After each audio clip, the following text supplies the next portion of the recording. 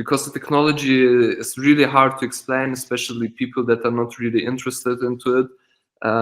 It can get boring very fast, but when they start talking about art, then more people get interested and start listening and are open to learn. Across the world. We have people in Australia, Canada, USA, UK, Africa, and Europe, of course, all over Europe. And everyone can join. They're only interested in buying, how to get rich with it.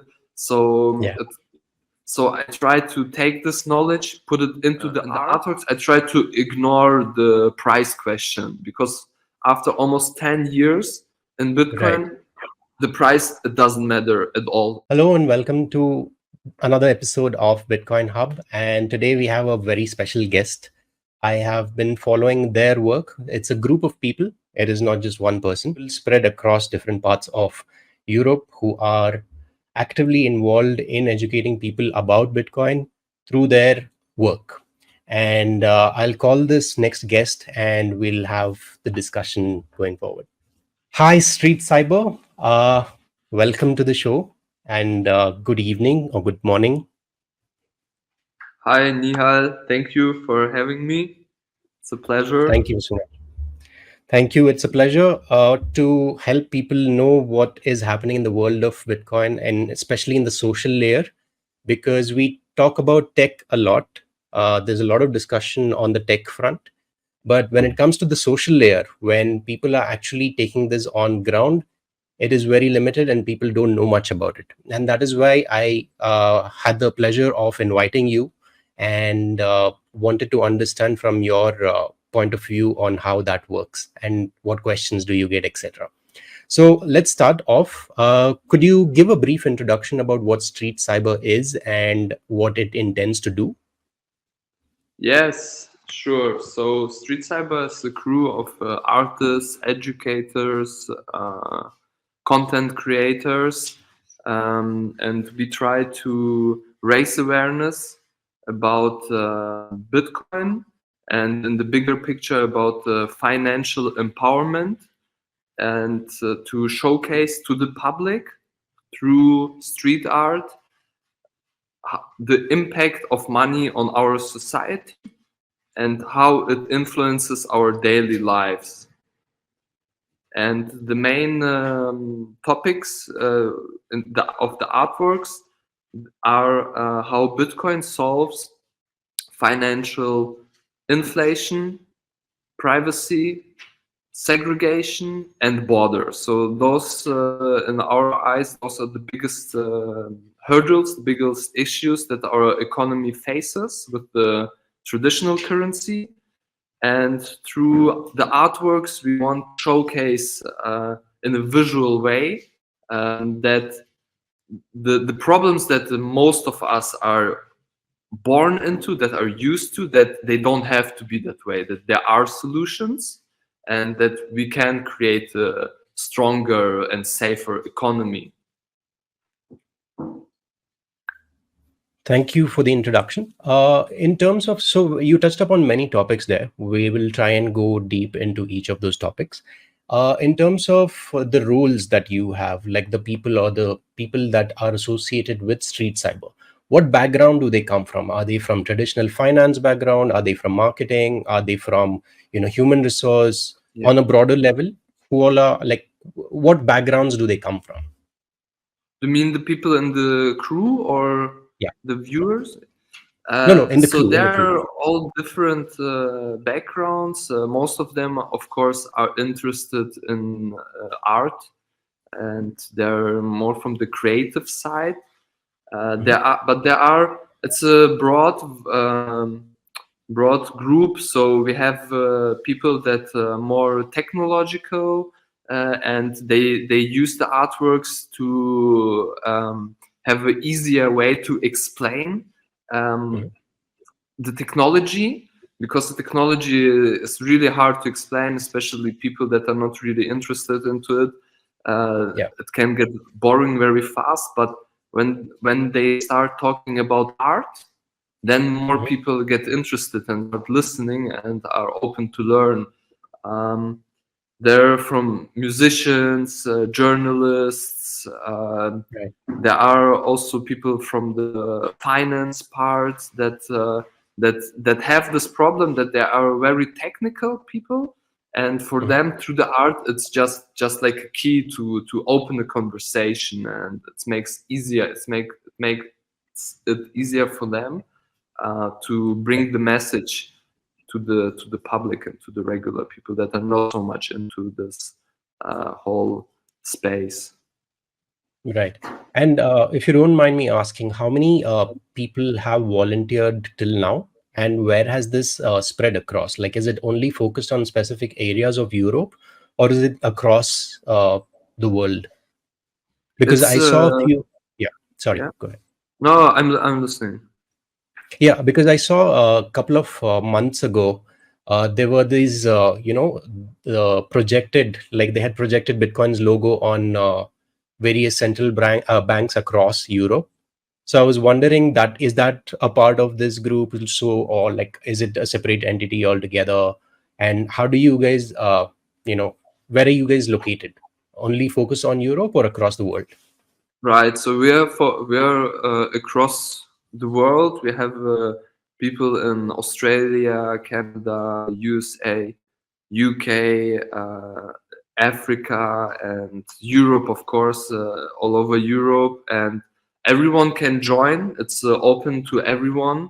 It's a crew, so there is no leader or something like this. It's every person who prints some Bitcoin designs, or who can also buy them in our store and puts it on the street as part of the crew. So it's really inclusive. It's street art is just like Bitcoin. It's open for everyone. Everyone can participate, and how I can't really tell you how many people are actually in this crew, because for example, we are selling digital files, and many people buy the digital files, and Got it. they just do it privately. They don't share it with anyone, and so there is no number that you can say. It's just like a movement, and everyone is invited to join. And we have, of course, we have a Telegram channel with over 120 Mhm. people, members in the group. We have Twitter, Instagram, where we can share our work, but there's not like a centralized organization that plans projects. So everyone is doing it by himself, and everyone who spreads the message, and especially the street cyber designs, is part of the crew.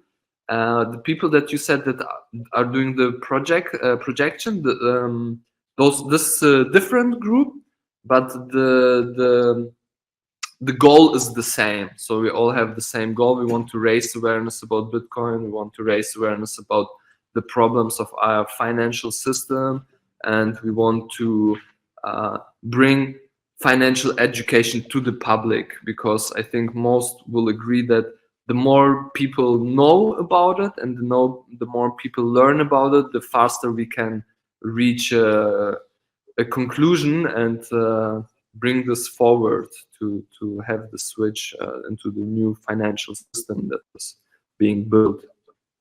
Okay, awesome. Getting a little personal, you don't have to take your name, you don't have to, go get into the specifics.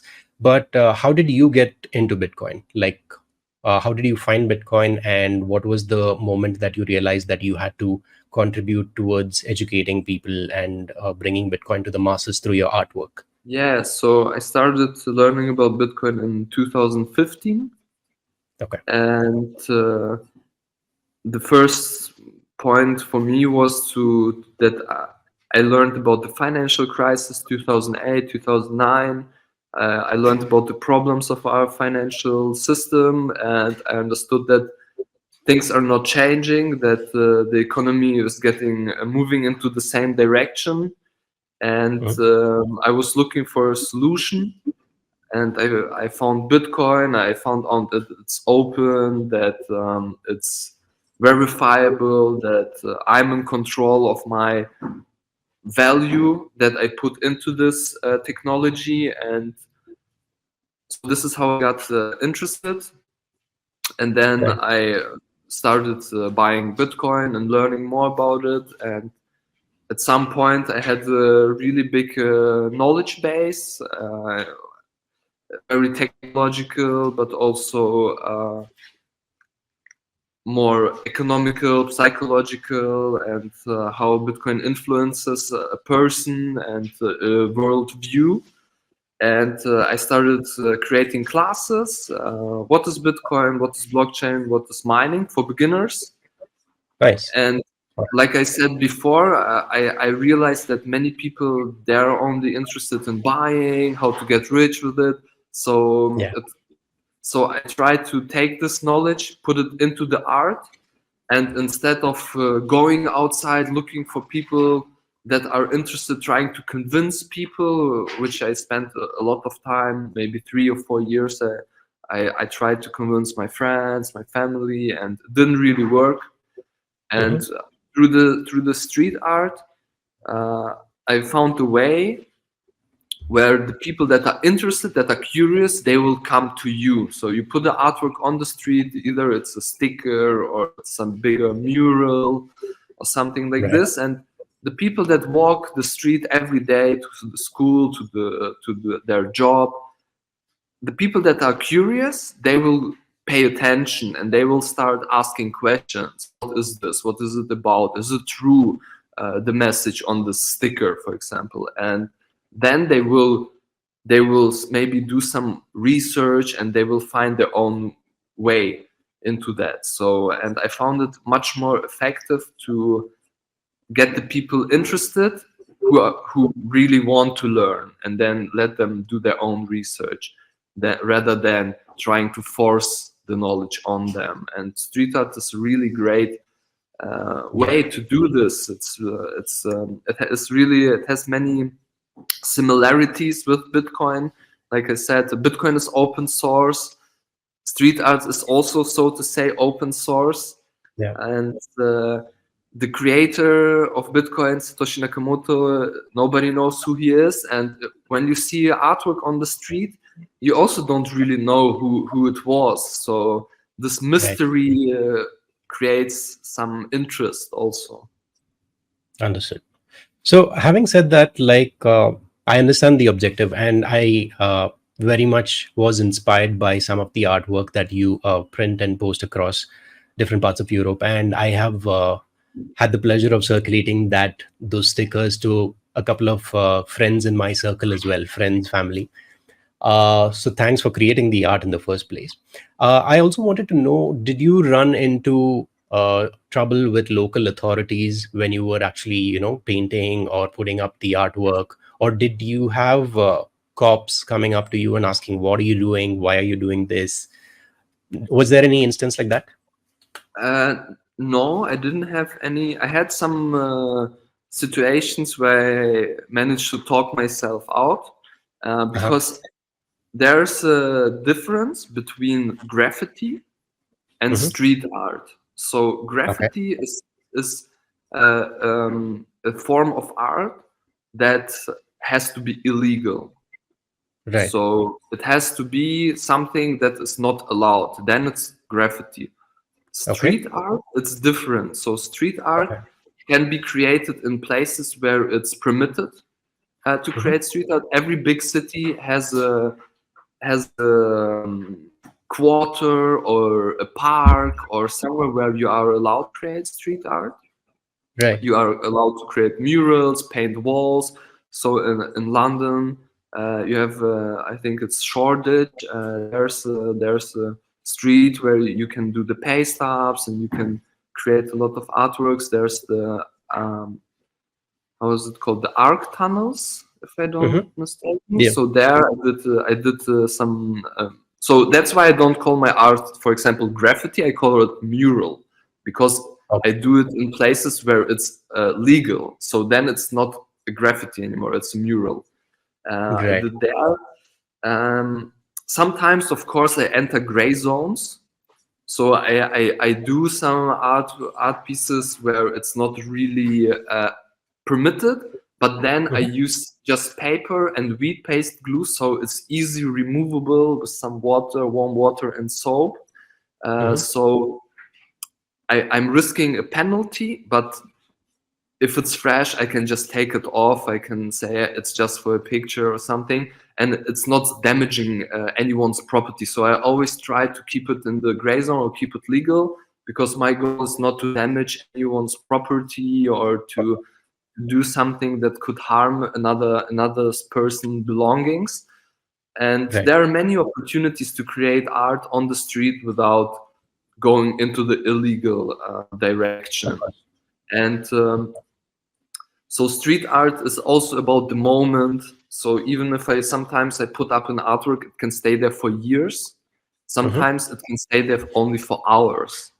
But in the end, it's about the moment, and the moment when I'm creating an artwork, people are passing by, and even this 1 hour, maybe, that stays there, and even if only one person gets impacted by it, it already was successful. And also the name Street Cyber is because we take it from the street and we upload it to the cyberspace, to the social media, and of course a video or a photo will stay forever on the web.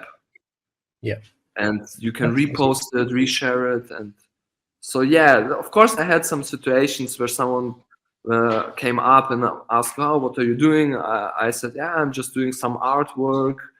And then said, "Oh, okay, keep going," like this. So, but most of the time I do it in skate parks, basketball parks, or some regions where it's allowed. There are many places. If you Google it, you find a lot. Got it.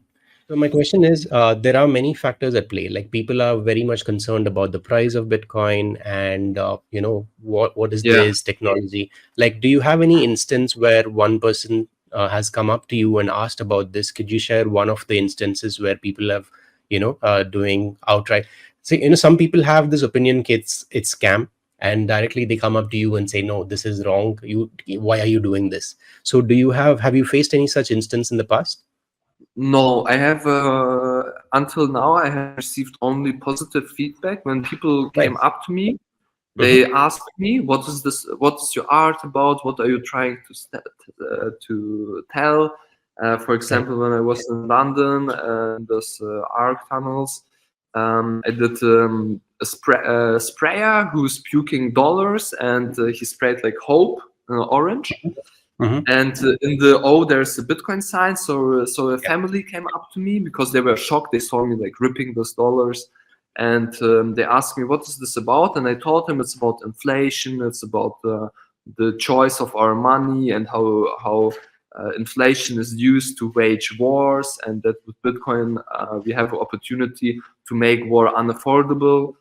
Or when I did the artwork in Barcelona, the soldiers, the two soldiers that are painting the Bitcoin. So a person came up to me and told me that Bitcoin saved his life, that he was able to flee his country with nothing than Bitcoin, and that that way he could start a new life in Barcelona. And also when I create the artworks in street art parks, so skate parks where you can create street art, there are often tour guides that do street art tours, and sometimes they come up to me, ask me what it is about, and then they say, "Can I bring my group to you so you can explain it to them?" And yeah, because the artworks each artwork represents one trade of Bitcoin. So I can talk about the art, I can talk about artists, and also talk about Bitcoin. And most people, so until now, I get only positive feedback. And personally, sometimes when I put up an art piece, someone writes something on it. So not when I'm there, but when I visit it again after some time. For example, I have an artwork that says Bitcoin is better money. And someone wrote next to it, "Is this really?" So Yeah. so it's Yeah. not really negative. So that's what Right. it's intended to do. I want to Ask question. people to ask questions, or Right. sometimes people rip it off. I don't know if they rip it off because they don't like Bitcoin or because they don't like the artwork, No, I'm but sure they like the artwork. It's to do. Probably they would have faced losses while trading Bitcoin, and that's why out of frustration they take it yes. out.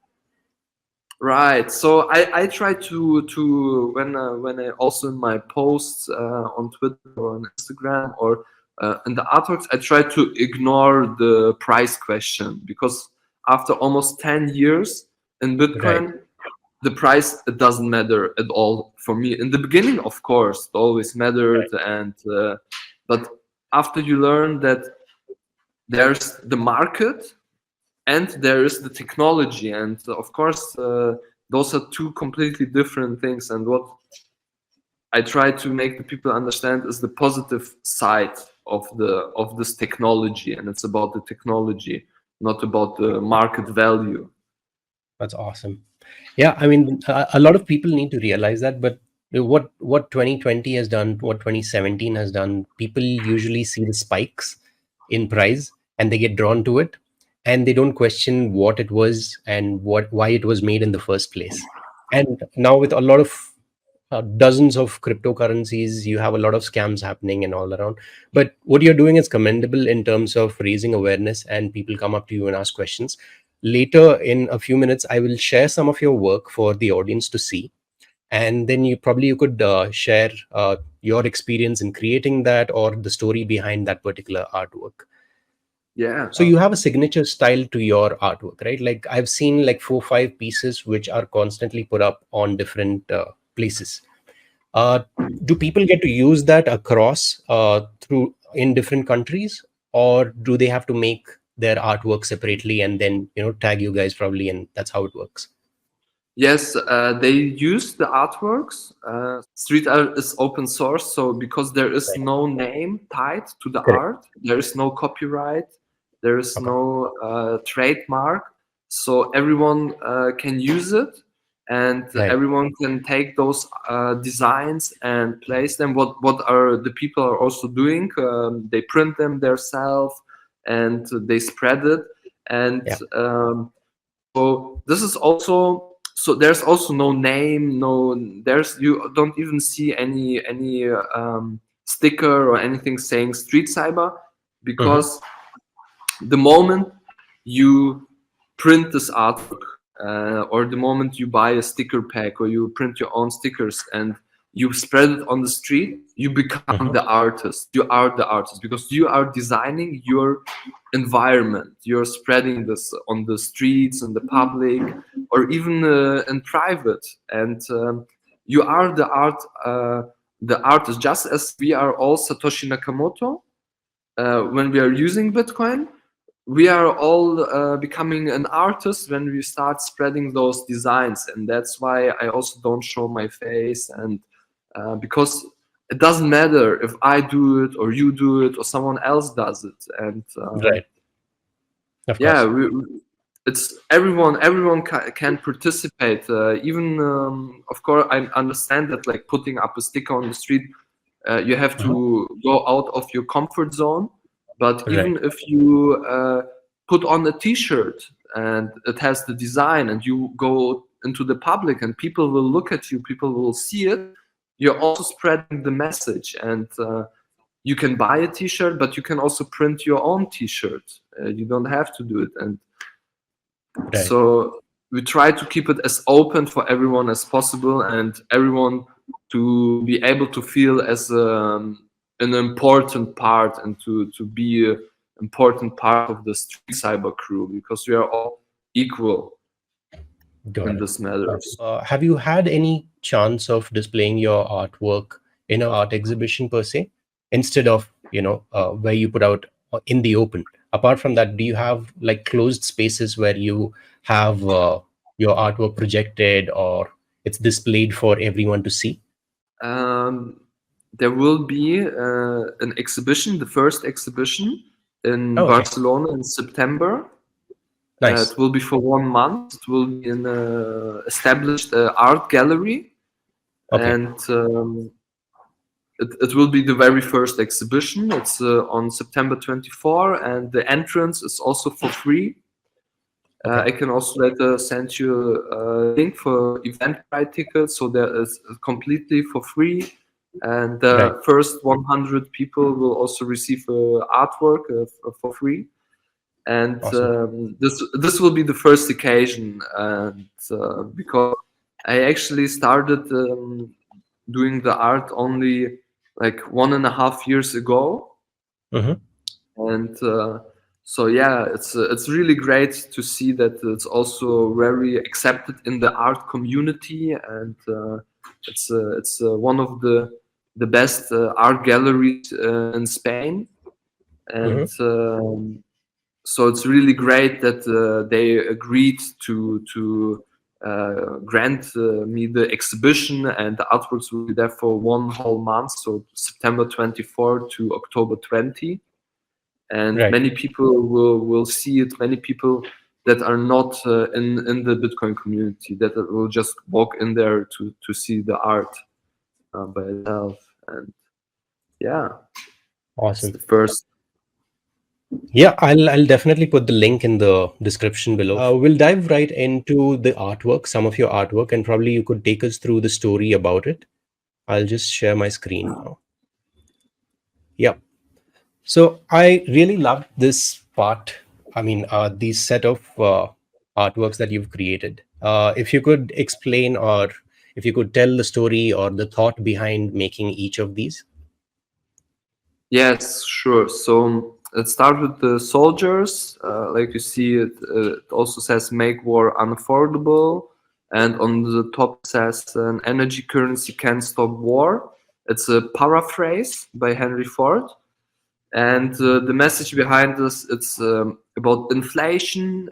It's something that also Julian Assange revealed, that war is being waged to make business, to make money, and as long as the nation state can devalue its currency by printing more, it will be always profitable to make war. And because Bitcoin has limited supply, Mhm. uh, a nation state couldn't produce more at will, so to wage war would become more expensive, and they would think twice if it will pay out for them or not. So war for profit wouldn't be possible on a Bitcoin standard. And to Right. go to the right, to the next, the girl Yeah. says Bitcoin is borderless. Of course, it's the top economic borders. So Mhm. sending Bitcoin is as easy as sending an email. It's the small print below the Bitcoin is borderless headline. Right. And yeah, I think it's self-explaining. It's about transactions that sometimes, for example, uh, people from let's say from India, they go to Dubai to work, or they go to the UK to work, or Mhm. people, for example, from Russia, they go to Europe to work, and of course they have families at home, and they want to support their families, their mothers, their grandparents, maybe dads, and sending money can become really slow and really expensive, for example, like Western Union or other ways. And through Bitcoin, and especially through the Lightning Network, it becomes instant and for free. And for the example with Russia, the people that live there, it's not their fault that there are political tensions between their country and other country, and they still have to support their families. So for them, Right. it's practically impossible to support their families through the traditional currencies, because they underlie the politics of a Mhm. government. And and so Bitcoin is borderless money. It doesn't care, and you can always send it, and nobody will stop you, and nobody will charge you more just because you're from a certain country. And Got it. yes, so it's open for everyone. And the All right. next one, change the money, change the world. It's about the fairness. It's about equality, that on the Bitcoin network, everyone has equal chances. It's not differentiated between your status or where you are from. And everyone on this network has the same rights. Everyone can use the Bitcoin network on the same terms. And so it creates a more equal opportunities for everyone. Right. Awesome. And the next one, private money, it's about privacy. Like it says, be your own bank. So using a bank, I like to say, show me your bank account and I tell you who you are. So every transaction that you do with your credit card, even if you buy some gum or you spend it to watch a movie, everything is saved under your name, and banks, they get breached all the time. And this data is being sold to marketers, maybe criminal people can get hold of it to get your private information. So it's really important to keep your privacy, and Bitcoin is private. You don't have to put your address, your name, or anything, and you can control your money on your own terms. And Right. the fifth one, neutral money. It's about politics. Bitcoin is apolitic. It doesn't matter your skin color. It doesn't matter your sexuality. You can use it. And the problem that it solves is that many banks deny people a bank account because of their religion, because of their nationality, because of their skin color, or because of their sexuality. So it's a really big problem that people can't open a bank account, and this way they get cut out of our economy. And this is bad for all of us, because the more people participate in our economy, the stronger it grows, the more variety appears, and the more opportunity appear. And Bitcoin is neutral. It doesn't matter who you are. You are good, you're bad, it doesn't matter. Everyone can use it. And in the end, if we go back to this middle one, change the money, change the world, in the end, Bitcoin creates a network that keeps you honest. That on the Bitcoin network, if you try to do illicit things, or if you try to do something sketchy, it won't work out. You will get caught. And for example, money laundering, using traditional currencies, money laundering is a really profitable business, and almost no one gets caught doing this. If someone tries to do the same with Bitcoin, it's just a matter of time, and it's a shorter time frame than most think that it will be, that they will stop, because the blockchain is public, it's visible to everyone can audit, and it It's pays out transparent. to be honest. Yes, so it doesn't pay out to do bad things on the Bitcoin blockchain, because you will, at the end, you will pay more than when you are honest. And the best example why it is so in our economy is because right now the currency that we use, the money transaction comes first, and the bureaucracy comes second, and this opens a window for corruption. So in our economy that we are right now, it pays out to be corrupt, because the chances that you get caught are really little, or it will be sometime in a really distant future. And on Bitcoin, the bureaucracy comes first and the transaction comes second. So there is no window for corruption, because if you try to corrupt the network, you will be stopped even before you can commit the transaction. Correct. And yeah. This specific artwork again is very profound, and it conveys a lot of meaning in this simple image. Would you like to take us through this as well? I think this is one of your favorite artworks, isn't it? Yes, it really resonates with many people, and because of all this global situation with all the different wars going on, it's really up to date. And like you see on the T-shirt on the back, it says "Make War Unaffordable," and Right. it's even when I was painting this artwork, it was the person that came up to me and said that Bitcoin saved his life, and he came from a country where there was war, or there still is war, and like I said before, that Bitcoin was the only thing that he could take with him to start a new Right. life in Barcelona. And it's really emotional art piece that many people like. A lot of people, even that know nothing about Bitcoin, they see it and they get interested and they start asking questions and they say, "Oh, I like this artwork." So it's always an art piece that creates emotion. It doesn't matter if someone likes it or dislikes it. It's still an emotion. It's a good artwork, and this artwork creates a lot of emotion and a wide variety of people.